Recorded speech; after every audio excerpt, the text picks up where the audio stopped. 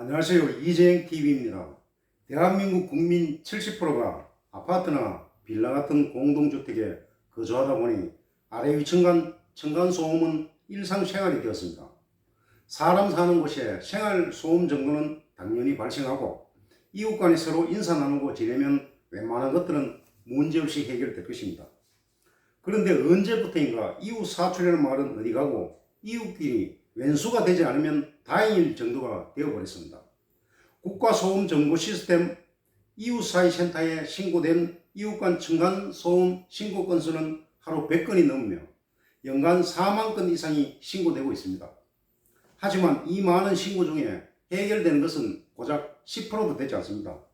왜 이렇게 층간소음 신고 건수는 많은데 해결되지 않는가 하면 소음진동관리법에 명시된 층간소음 범위가 뛰거나 걷는 동작으로 인하여 발생하는 직접 충격소음과 텔레비전, 음량기기 사용 등으로 발생하는 공기 전달 소음으로 특정하다 보니 동물 짖는 소리, 사람들의 고성방가, 기계소음, 진동, 담배 연기, 각종 냄새 등은 층간소음의 직접적인 원인인데 불구하고 층간소음 범위에 해당되지 않기에 이웃사회센터에 신고해도 대상에 포함조차 되지 않습니다. 따라서 층간소음은 상호 양보 또는 이해가 선행되지 않으면 해결되지 않습니다. 변호사도 층간소음의 법적 대응으로 이길 수 없어 이사 갔다고 하지 않습니까? 층간소음은 한 집이 이사 가야만 해결되는 경우가 많습니다. 나는 조용히 잘 살고 있는데 어느 날 위층에 층간소음을 많이 일으키는 사람이 이사와서 시도 때도 없이 소음을 일으켜서 나의 삶이 피폐하게 된다면 나는 어떻게 해야 될까? 참으로 난감할 것입니다. 할 수 있는 방법이라고는 아파트 관리사무소에 연락해서 위층에서 나는 소음 때문에 정신적으로 생활하기가 곤란하니 조치를 좀 해달라고 연락하지만 아파트 관리사무소는 당사자가 아닌 제3자로서 위층에 전화해서 아랫집에서 층간소음으로 항의하니 참고해달라는 정도의 전달자 역할 정도만 합니다.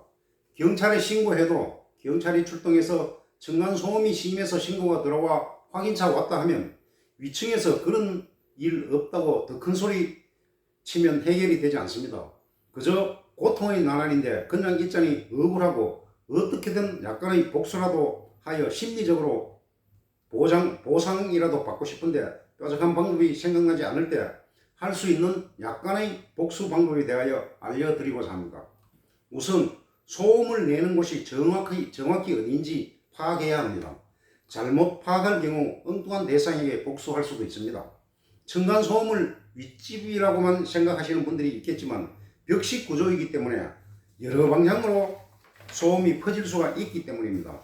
우리나라 법이 개떡 같아서 직접 할 수 있는 것이 몇 가지 없습니다.